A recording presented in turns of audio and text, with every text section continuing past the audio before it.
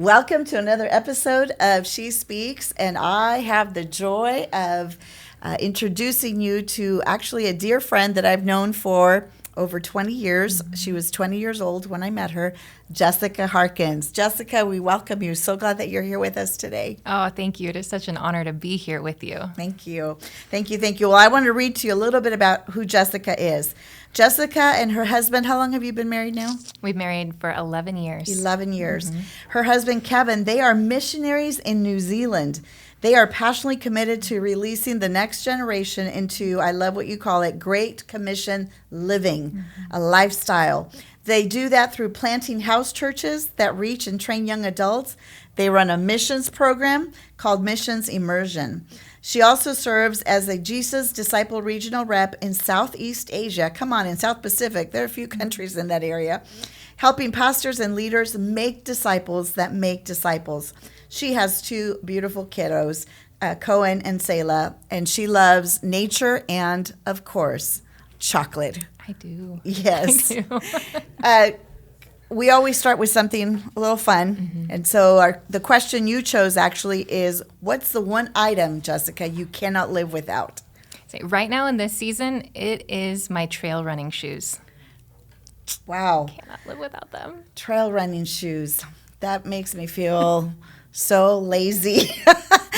Tell me about your trail running shoes. Well, we deployed in 2019, right before COVID. And I went to New Zealand with a 3-year-old and a 1-year-old. And then we got locked in for 2.5 years. And the lockdown was really intense in New Zealand. And so we were home a lot, and we were processing a lot of disappointment, a lot of things that hadn't worked out the way that we anticipated when we actually left. And I've got these 2 little kids. And so I was just like, I need a place where I can go to connect with the Lord, to be refreshed and rejuvenated, because my soul felt so depleted. Yeah. And so I started running. And I always thought I hated running. I really did. But then when I started doing it, I realized, oh man, there's just something about being outside, again, being in nature, where I have space by myself to process my pain with the Lord, to call out to Him, to fill my heart with faith-building teachings. And the Lord did such a work in me through that process. But it's continued to be, but it's a discipline, but it's also a joy. It's just the thing that I do every week, multiple times, to go and connect with the Lord, to have time by myself, to take care of my body, too, which is really important. It is. But it really does. It gives me so much life. Well, and you do live in a beautiful part of New Zealand. I do. It is by some pretty beautiful water. Yes. Nelson. Yeah, that helps. Is the name of the town. But even so, that's pretty impressive that it's your sneakers that you can't live without. Mine is lipstick. I think I need to. That's important as well. Yeah, I think I need to reprioritize my life, though. Jessica, you brought up something. So your kiddos were 3 and... 1. And 1. You go to New Zealand, just you and your husband, your 2 kids, no other family. Yeah. I don't think you went with any team members at the time, or did you go with other people you knew? We did bring 1 young adult with us, and she was there with us for the first 10 months. Okay. And then she went home. And then lockdown. Yes. In a new country. Yeah. So, I mean, we know what we experienced just in the regular challenges in being in our country. Yeah. So what were some of the hardest things for you and Kevin during that time? Well, like I had mentioned before, I think that there was such deep disappointment in us, because with deployment, when you're launching overseas, this was a dream that we had been, praying over, preparing for, fundraising for, and we had a whole map in our mind of what we were going to go do. And then it was like within the first couple months, we went over to do discipleship training in the South Pacific, and we got to do 1 trip in Papua New Guinea, which was amazing. But as we got back on the airplane, they were already taking temperatures. Wow. And right after that trip, just everything locked down. And so all of a sudden, instead of the whole plans and purposes we had just kind of fell apart. And so shifting our hearts and realigning with the Lord, like, God, what is it that you're doing? Because what we thought we came here for isn't what we came here for. But we know you're good. We know that you have a plan. But there was a lot of just emotional turmoil that we had to walk through in that season. And we didn't have community. We were kind of locked in, and we were brand new in a church that we were pastoring at that time. So there's a lot of expectations that you're handling. But what I can say, honestly, looking back at that season, is that when you come under this intense pressure, a lot comes to the surface, and it's such an opportunity to either find deeper healing and restoration than you even knew that you needed, or to pull away from the plans of God. And I feel like for me and my husband, even though it was hard, we leaned in and said, God, do this deeper work. Yes. Do this deeper healing in our hearts. Make us healthier. Make us more surrendered to you. And so now we do look back and we're like, man, we're really grateful that we went through that because God did so much in us. Yeah. You're grateful for the outcome. Yes. I don't want to do it again. But if we could skip the process, right? I had a dear friend, she would often say, people love the results of the process. They just don't like going through the process. And that's human nature, right? Yeah. Boy, disappointment, no matter who we are, no matter the level of influence or impact, we've all faced disappointment. And at that point, we have an opportunity to make choices, and those choices either launch us forward or they cause us to draw back. I know for me, I've done both. I've made choices that moved me forward, but I've also had some disappointments that I recognized, I ended up drawing back because of the fear of being disappointed again. Yes. And so those are hard choices to make, but the outcome on the other side of it, they are worth it. They are worth it. So you've been now in New Zealand 5 years. Yeah, 5 years. 5 years, and you're focusing on the next generation.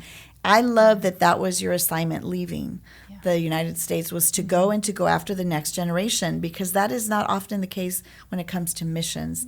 And yet our populations, our countries are desperate for us to reach the next generation. So what has that been like in New Zealand? Well, it has been interesting. New Zealand they consider themselves a post-Christian nation. They're beautiful people. Love the Kiwis is what they call themselves. But they have moved away from kind of that foundation in Christ that they had. And so now I'd say it's very similar kind of climate to Europe, where when you look at the younger generation, there's just indifference towards Christ. There's indifference towards the church.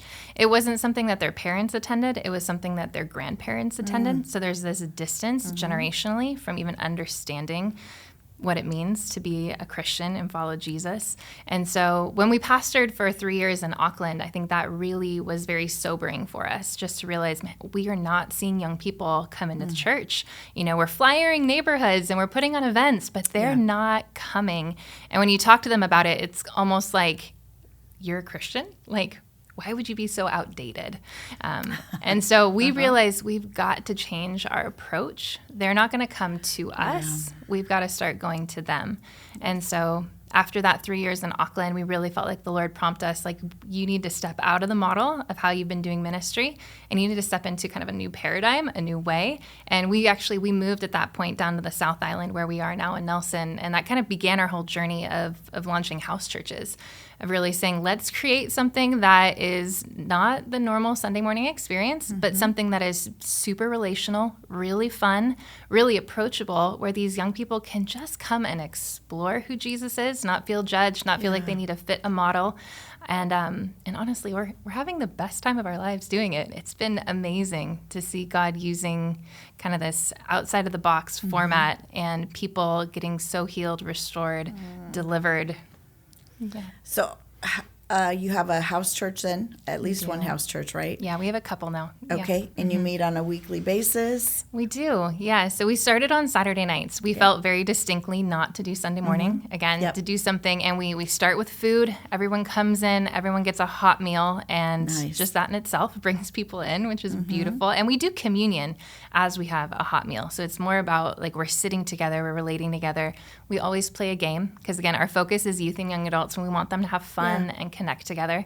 And then we go into what we call Bible study or Discover Bible Study, where we're really trying to give a place for not just us to teach them, but for them to get into the Word and for them to learn about Jesus himself as we sit and have conversation over the Word together. So it's interactive. It's very interactive. You ask questions, they ask questions. I love that. Yeah. You know, it's different for our time, but the early church, when we talk about the early church, they were house churches. They met house to house. Yeah, house to house. This was the way that the gospel grew, was through house churches. So is the house church a new concept for New Zealand as well?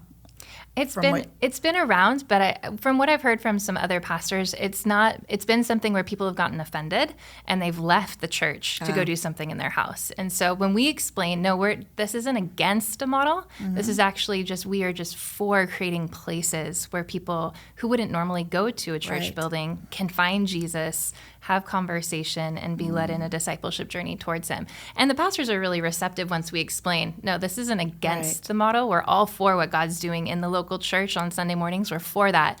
But there's some people who aren't going to be reached that way. And so we want to create an alternative for them. So is there a story or two that you can share about some of the young people that have come and how God has transformed their lives? Yeah, absolutely. I'll be careful. I'm going to try to change names a little bit. But I think what I love is the kind of the trickle effect, how one person is reached and then another person is reached. And so there was a young man that started coming to our house church and we run a missions training program as well. And so we had some of our missionary students in a house that's like a big lodging house with lots of other young people. And so they started befriending someone in that house. He started bringing his friend along with him. Now that friend who came started bringing some of his other friends. And one of the friends that he brought had grown up traditionally Buddhist. And so it wasn't deeply rooted in it, wasn't practicing it, but had no Christian framework. But just over the course of a couple months of being in our house church, being in relationship with believers, it was just about 2 months ago, he said, I want to give my heart fully to Jesus and got baptized. And what we love is it wasn't me and Kevin baptizing him, because we actually weren't the ones to befriend him or even disciple him, even though it was, within our realm of influence, but it was these other young adults. And so they were the ones that baptized him. Okay, so you're empowering young adults to disciple. So it's not the model of you bring them to me, I'm the pastor, I do everything. Yeah. You're equipping the saints to disciple others. Yes. So they got to baptize. They did. What a beautiful thing. It is. It's really fun to see. I love that you are willing to step out of the comfort zone, because it's not common, it's not traditional, and you went with more of a traditional mindset of what you were going to do. Yes. But through COVID and all of this, God's saying, no, I've got a new wineskin, for you. So what are some of the greatest challenges that you see personally and in the ministry as you step out to do missions, to reach especially the young generation? Yeah, I think there are so many cultural narratives that we are just, I'd say, fighting against, but just having to renew in their mind with the word, because there's so much in the world that tells them that they need to be building their own kingdom. Everything's up to them. Getting their value and esteem from what they're doing. I mean, this is normal, but I think that's a lot of coming and coaching them to give their heart fully to Jesus, to surrender control of their life, to not build their own kingdom, but to build his kingdom. I think is something that we just have to continually talk about, and that God does have a plan for their life, and it's going to be better. It's going to be better than them striving and trying and, just putting their best energy into it. If they will surrender to him, he's got the best life possible for them. Well, it sounds like the same kind of challenges we have here in the U.S. Sometimes we think because we're different nations, we're so different from each other. And oftentimes because we are the human race, we actually deal with similarities in the challenges. And there is a generation here in our nation. I don't know that we're fully called post-Christian nation, though the evidence is there that we are about there or are already there. But, you don't see a lot of young people running into churches. Where things are being effective is when people are going out to meet the young adults, where they give them the space to ask the questions, where they don't get offended by some of the comments and the things that people say. Yes. And, Isaiah says that Isaiah 60? Darkness covers the earth and deep darkness the people, but in the middle of that, the glory of the Lord is over us. The goodness of God is over us, so that we go into the dark places and we become lights. And that's what you guys are doing. And you not only do that through your house church, but then you're also teaching young people to give their lives away through the missions immersion. What is that like? What does that entail? Well, for me, when I was 19 is when I had an encounter with the Lord, and he called me the mission field. And it took me it was 17 years from that moment that I actually then deployed full time. But through that process, God was preparing me, he was preparing character, he was training me, all these different things. But what I realized was, man, I want to create an easier path. even though this was good, this was right, the journey I had on was from Jesus, I want to help other young adults who get this similar call that I've had. They have a passion for the nations, but they just don't know how to get there. I want to be able to give them a pathway where they can come and get a taste of what it's like to live in another country, to love another people, begin to learn tools of how to minister cross-culturally, what that's like, and learn how to make disciples. And just also give them space to begin to get a vision from God of where he might want to take them in the future, whether that's back to the United States to live out the Great Commission locally where they're from, or if it's to go to another people group, another nation, and go and reach them. And so that's kind of where it got birthed out of. Yeah. So that opportunity to go outside of the classroom, it's not just theory. You're learning, but you're practicing. Yes. And there's nothing like learning while you're doing it. I mean, again, that's Jesus' model, right? He had his disciples follow him, but then he would send them out and offer coaching and training. Yeah. So that's beautiful. I wish I would have had an opportunity like that when I was a young adult. Not that I was called to the mission field, but I would have loved an opportunity to experience what it is to give yourself fully, entirely to the Lord for his great commission. So thank you for doing that. Yeah, and we're going to post on the caption where you could find the details if you are, between the ages of? 19 and 30. 19 and 30. Yeah, I used to be in that category. Me too. If you are between 19 and 30, or you know someone who is and is wanting to explore even the idea of what missions could be like, then we want you to go check out their website and see if this would be an opportunity for that young person, either you or somebody in your life. So, okay, not only do you go to a foreign country, but you've got a 3-year-old and a 1-year-old. So you're a crazy mama, right, to pack up your kids and go travel and really completely redo your life. What are some of the challenges with either marriage, family that you faced and possibly could still be facing? Yeah, well, I think first I'll back up a little bit just because the process the Lord took me through before we left was so important with how to posture my heart as a mom. And that was when we first knew we were called to go. The opportunity that arose for us was to go to Nigeria. And so here we have this opportunity to go to a country that is not safe, like New Zealand. And there would be a lot more that we would be laying down. And I remember the Lord just took me on this process because I was ready to go anywhere if it was going to be just me. Like I was ready to go to any country. I have a huge passion for unreached people groups. And so, but I realized there was this hesitation in me to say yes. And the Lord had to really deal with, do you believe that I will protect, take care of, and tend to your children? And it was just, I was a new mom. I had a 3 and a 1-year-old and had never really wrestled with that question before. I'm fine putting my life on the line, right? But all of a sudden, I had to go through this heart journey of laying my kids down before the Lord. And he told me, okay, so be willing to go. And so we did. We said we're willing to go. Within the couple months, the Lord closed that door and he opened up this opportunity in New Zealand. But the journey I'd gone through in my heart, preparing me to be willing to go anywhere, kind of standing in the promises of God that if I'm called somewhere, that means my kids are called somewhere.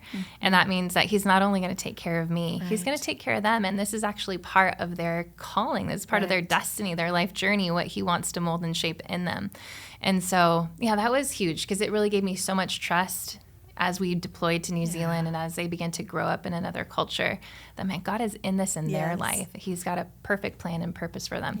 Doesn't mean it's not easy. I mean, it doesn't mean it's not hard. There are challenges. I think the biggest is just being away from family. That is the challenge that we're constantly coaching our kids on, is that we are doing this. We love the Lord, and we're doing this because there's so many people that need to know him. And we know it's hard not to see our grandparents or our cousins, but God's given us incredible people here to be like family to us. And then we make the effort as the Lord opens up opportunity for them to go back and reconnect with their extended family. Yes.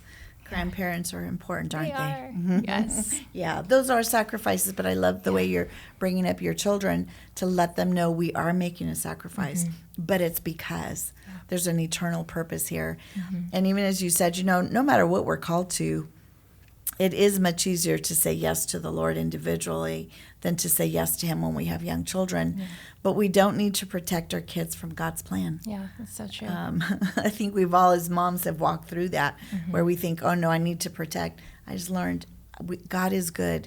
He is not adult-centered. He is individually and whole family-centered. And so if it's good for you, it's good for them. And and it takes faith to do that. But I think you pressing through that challenge, you also could now live in peace, because there's nothing worse than being in your calling but completely tormented that it's going to, hurt your kids in a negative way. Yeah. So, that could be you right now. You could be in a foreign country. You could be doing something that you are not sure that this is good for your kids, and allow the Lord to speak to you. Allow him to walk you through that process and convince you that if that is where you're called, then it's going to be a benefit to your children. And then we just ask the Lord for wisdom, right? Yes. On how to raise them in that environment. So anyway, thank you. Again, sacrifices we make, but they're worth it. So, Jessica, you start with this call for the missions when you said 19 years old. You've been in leadership and high levels of leadership. Like I said, I've known you for the 21 years, and I've seen you in all kinds of leadership. But you being young and being a female, did that ever affect either your confidence or how you were received? And if so, how did you work through that? I say yes and yes. I think I asked that because I know that. Being not only a female, but being so young. Yes. And I think it continues to be in certain areas that I work in, because I do work with a lot of in more patriarchal societies in the South Pacific. And so even though I don't necessarily feel young anymore, I still just older males, I do still come across young to them. And so you are young. Thank you. You're appreciate welcome. That. And so, I think one of the things I've had to learn is, if I could just say it in one word, it would be meekness. It's learning how to bring my strength to the table, but in a way that it's going to be a blessing to the people who are sitting at the table. Oh, so good. With a lot of gentleness and a lot of love and affirmation. I think early on, I just was so direct in my communication, and I thought I was being helpful, but really I was just being intimidating and provoking a lot of insecurity in people around me. I feel things really deeply, and sometimes I see things really clearly, and I want to help with these things that I see. And I have a natural bent towards strategic leadership, towards vision casting, towards teaching. All of those things can be quite intimidating to other people, especially if those are not their strengths. And so it's just been a journey with Jesus of learning that, like Proverbs says, is that a gentle tongue breaks a bone, right? And that a soft answer turns away wrath. And that without a lot of love and a lot of grace, that my strength wasn't actually going to help advance the kingdom like I longed for it to. And that I had to learn how to couple it with meekness, just with strength under control, which is what we see Jesus demonstrate throughout his whole ministry. So I know that's not easy.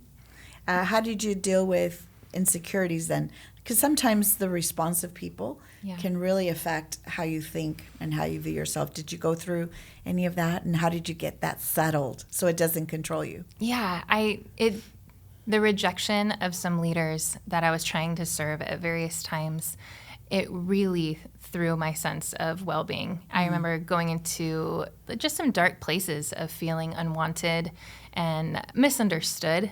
And what I think over the years helped me so much was realizing is that I was wanting their affirmation too much. I was wanting their validation too much.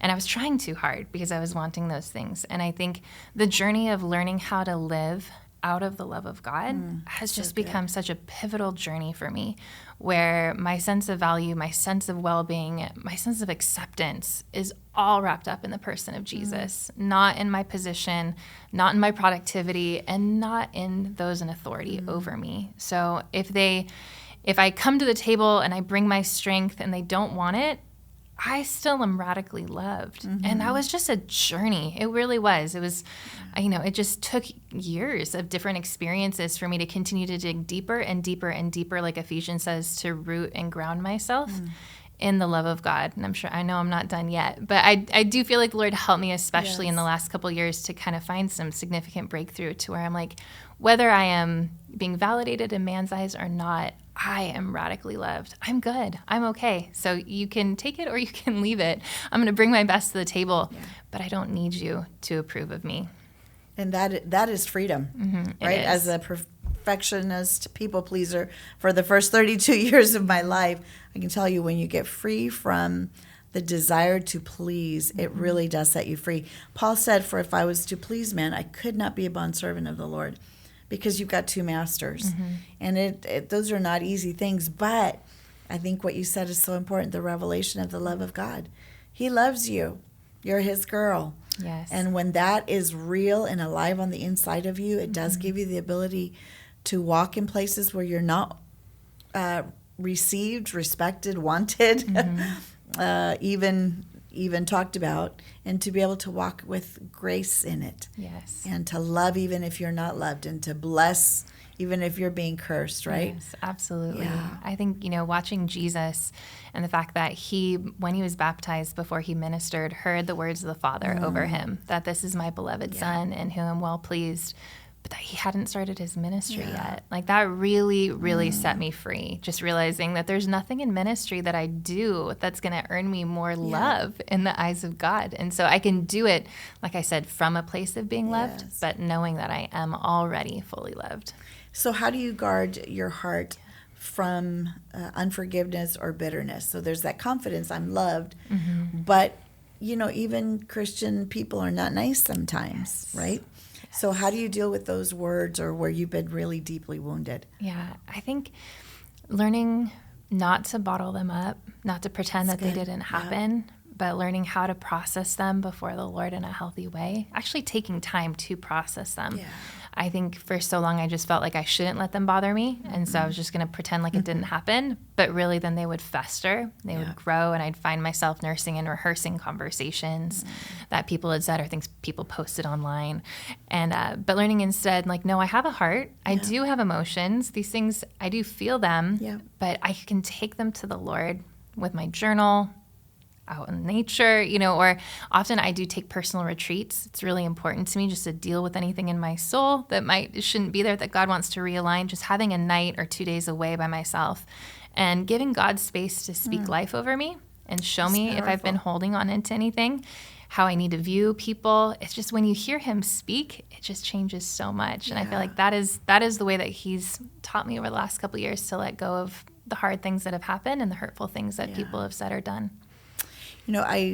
Because I know offense becomes bitterness and then it becomes poison, I've guarded my heart so much that no matter what I go through, I'm not going to get offended. I'm not going to have unforgiveness or bitterness.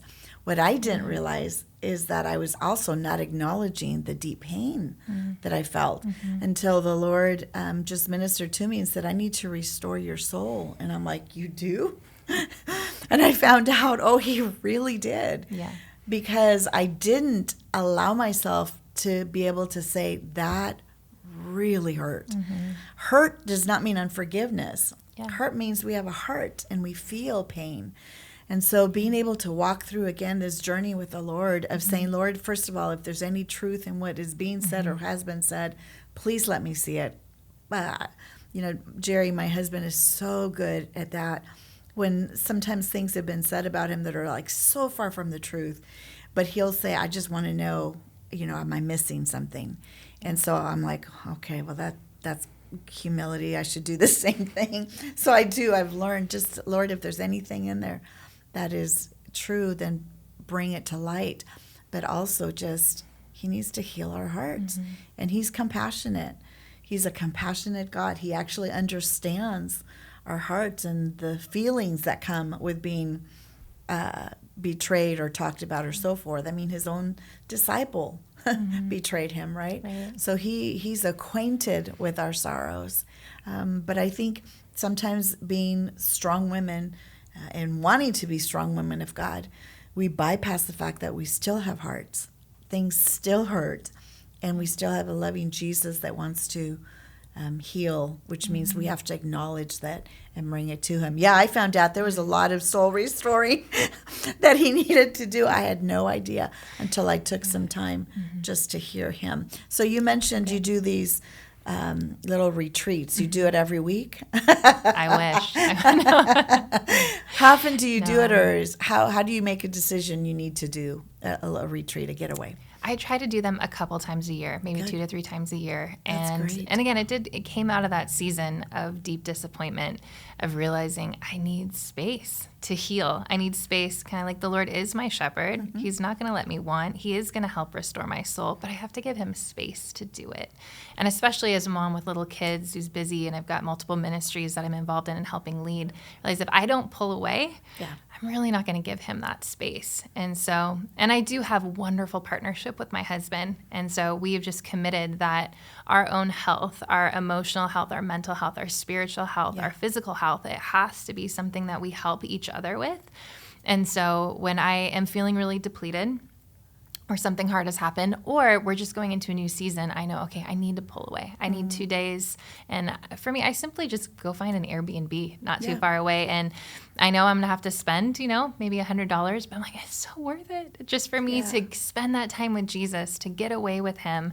The first one I did, I just called my grief retreat, because I had so much disappointment. I just needed a place to go cry, pour out my heart before the Lord. And we see David do this all the time. Yep. I'm like, the Psalms are real, right? I need a place where I can just go pour out my heart, share with God all the things that have disappointed me, but then give him space to start speaking to me and giving me hope again and breathing new life into me and showing me a way forward. So yes, it's been huge those last couple of years. I think, you make those constant adjustments in life so that you end well, right? So being aware of how we're doing on the inside is so important. It is. And it's amazing, especially as women. We tend to bypass that because we gotta keep going. We've got things to do. We've got people to serve. We've got things. But it is really important. I learned years ago that, a flight takes off from LAX and it lands in Auckland, New Zealand, in a certain lane. Well, it's not that they have this just perfect journey, but the plane is constantly making adjustments so that at the end of its journey, it lands exactly where it's supposed to. And that's just like life, right? It's not one big turn. It's this constant little adjustments of being very aware of what's happening on the inside, bringing it to the Lord, staying with him until we get healed or restored, until we have breakthrough, we have answers. And then those are just that constant little, because we're supposed to end this race with joy. Yes. We will face challenges. I mean, Paul, right? I mean, I haven't been beat up, left out in the ocean, those kind of things yet, or hopefully never. But he said, I'm finishing my race with joy. Yeah. And so there is that ability, but you're making some really wise decisions. And I'm glad, because your children will be blessed by it, but also the young people that you're raising up. They're seeing this modeled. Yeah. And it is good. It is really good. You mentioned Kevin. You guys are a great team. By the way, I had the privilege of being at your wedding, and this wonderful young man literally got on his knees and washed your feet on your wedding day. I'd never seen that. And the words he spoke over you was just so beautiful. And you guys, the exchange was just, it was absolutely stunning, because you could tell it was so deeply felt. And it was awesome. You're both very different. You have different giftings, different graces. Kevin is so pastoral, tender heart. He loves people, so relational. You have different graces and different bents. So how have you been able to work through in marriage when you have those graces that are so different? What are some of maybe the lessons that you've learned in coming together and walking in unity, though very different? Yeah, I think so much communication has been so important for us to have regular times that we are connecting together, because we kind of co-partner in everything. So we co-parent. It's not, I'm not with the kids more than him. Like we equally do that. We take care of the house. Like we co-partner in ministry. And so in everything we're partnering, but that means, there has to be communication about everything. So I'm someone who, I get an idea and I can run ahead really fast. And my husband, it takes him a little bit longer to process things. And so I had to learn how to slow down and make sure that I was giving him space to process new ideas, new ministries I wanted to start, and let him ask lots of questions and be okay and realize that is part of the blessing of covenant, is that he's not slowing me down. He's helping me do things better by bringing his strength to the table. That's good. And I think for him, it's not always I think it's more common now, but it's not always been common that the woman is the kind of more strategic leader. And so for a season when we first started pastoring together, I think that was something that he had to work through, is that it was okay for him not to be me and not to be a lot of the other male leaders that he saw, that it was okay for him to fully live into his own design and to embrace that. And I needed to learn how to really validate him, how to validate those giftings in him and draw them out of him as I was, because I do tend to be the one who organizes our team, how to make sure that he was really having space to bring his gifts to the table and that those were seen as just as important and valuable as the gifts that I was bringing to the table. Because what often happened is that people would validate me because of my gifting and grace, and they wouldn't necessarily validate him in the same way. So as a spouse, I needed to make sure I was always turning and championing him and making sure that he knew, no, you were just as important, even though if I'm getting directly the praise for this, this is also about you. We're doing this together. And so I feel like we are in a beautiful season right now where he's just released to be who God's created him to be. And he's learned to just love my grace too. I love to get things started. I do. I do not maintain things very well. I get bored quickly. I understand. And so, but my husband is such a good maintainer. He's so detail oriented and he is so good with caring and loving people. And so I'll just give you one quick example. We do missions trips with the young adults that we bring over and do missions training with. We always take them on 2 trips to different islands. And so I usually come up with where they're going to go. I kind of end up, being the one to spearhead. Okay, we're going to go do this project over here. We're going to get plane tickets, doing all that. But he's the one who takes them because on the field, they need a shepherd who is going to slow down, train them, have the conversations. And he's so great with national leaders as well that we're working with in other countries. And so we've just realized that that's form of this partnership where I can come up with the idea, the vision, help make it happen. But then he's actually the one who carries it out and does it way better than I would. So I love it. It is not always as common as you said when the female has more of the strategic leadership side. But boy, when you combine the two, it's powerful. Which one do you not need? The leader, the shepherd, you need them both. And when you're both can rejoice in the way God created you and run in your graces, it is so much better. Everyone benefits. Everyone benefits. So communication, and appreciation for who you are. Yeah. That's beautiful. I love that. Well, I would love for you to look into the eyes of our beautiful sisters and just speak whatever words you would have for them and then pray blessing over them as we close. Yeah, absolutely. Thank you. Well, I would just love to communicate that you are radically loved. I think so often we don't step into the spaces to lead that God's calling us to because we are just worried that we're not enough or that we don't have what it's going to take. But when God is with you, when he is for you, and when you know how he loves you, there is just this beautiful confidence to step into those places and be who God's created you to be. And we have so many broken people around us in so many different spheres of society, and we need women who just know that they're loved by God and can carry his love into those different spheres. And so I would just encourage you today, live from his love. Don't live for the approval of other people. Know that you're already fully approved and that God is crafting your story. He's already gone before you. That's brought me so much peace in life to know that he's already in my ending. He knows all of it. So he knows where you are today, and he has beautiful things in store for you tomorrow. So rest in him, trust in him, and continue to keep your hand in his on this journey. So let me pray for you. Father, I thank you so much for your radical love for your daughters. Lord, I thank you that we do not have to strive, that we do not have to try in order to measure up to be loved by you. But Lord, I thank you that you already love us more than we can ever even imagine. And Lord, I pray that you would help us to live fully out of that love. And from that love, be able to lift up our eyes and see the people around us who might look really different to us, but realize that we have something to offer because the love of God is inside of us and they need to know who you are. And so, Lord, I pray for confidence and joy to partner in mission with Jesus to bring light into dark places over the women who are listening today. Lord, we thank you for your goodness. I just pray strength and blessing in Jesus' name. Yeah.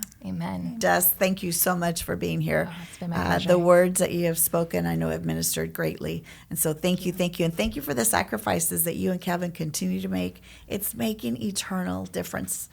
And that is huge. People's eternities are changing because of your yes. So thank you. Thank you. To you, my sisters, I know you were blessed and encouraged today. If you know a young woman, a young mom who's stepping out, whether it's in missions and ministry, whatever sphere of influence she's called to, encourage them to listen to this podcast. Forward it to them. I believe that the insights that Jessica has brought will be an encouragement and a blessing to them as well. So I look forward to the next time we're together on She Speaks.